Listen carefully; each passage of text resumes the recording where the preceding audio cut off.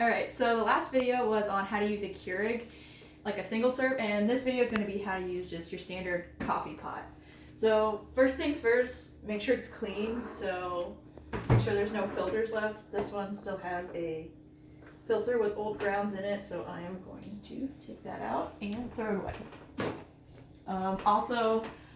There's usually just water in the back end of your coffee machine, so usually you can wipe it down if you're putting it away, but it's just water, so it won't be too bad.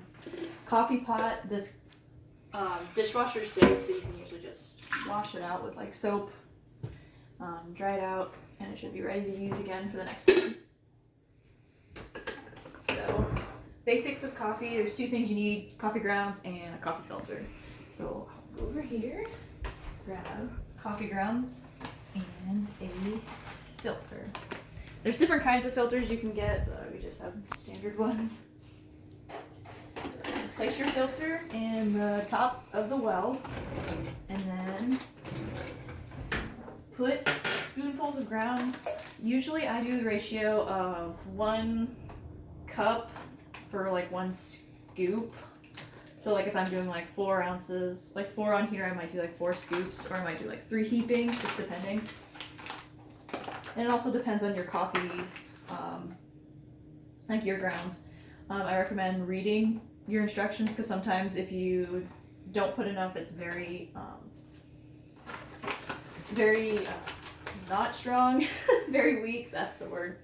So there's 1, and this bag's just about empty, so I might just end up topping that off. There's 2.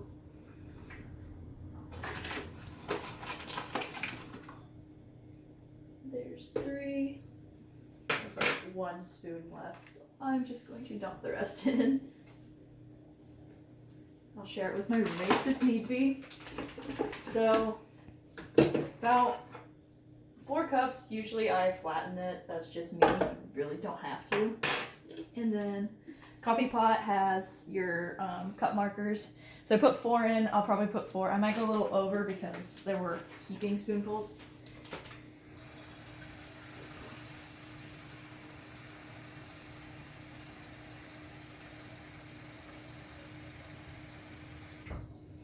Alright.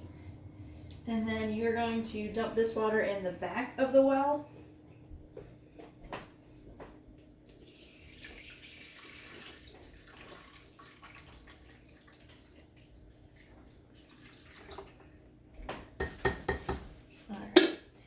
Some coffee machines have like a see-through part, so you can actually see like the amount of cups you have, so you can also look at that.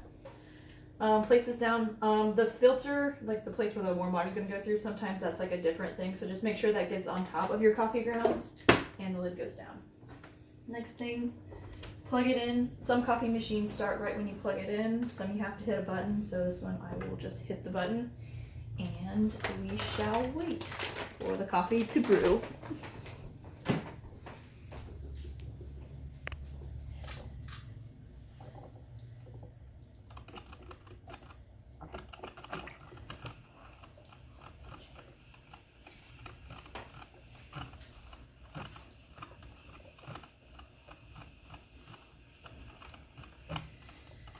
So while we're waiting for it to brew, I can go ahead and grab my cup. This is my favorite cup since I'm an accounting student. Nothing can be said to be certain except death and taxes. Usually get this out, put it next to it. This is basically the same steps I was taking with the Keurig. Get a cup out and then also get your creamer out. With this ready. A trick too, if you're scooping out grounds, make sure you like rinse off your spoon or like wipe it off, because I've noticed if I don't do that, I'll get coffee grounds on it, and then I'll stir my coffee and I'll have coffee grounds in my coffee, and I don't like drinking and eating at the same time.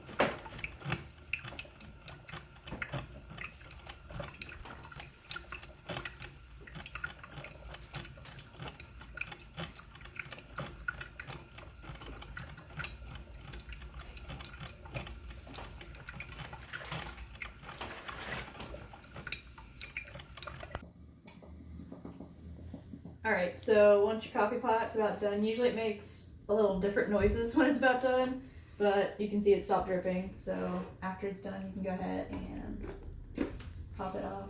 Still dripping a little bit, but yeah. Pop it off, and you have your coffee. Nice and warm. Most coffee makers also have a heating pad underneath, so it'll keep your coffee warm. But yeah, that's how you use a standard coffee pot to make your coffee.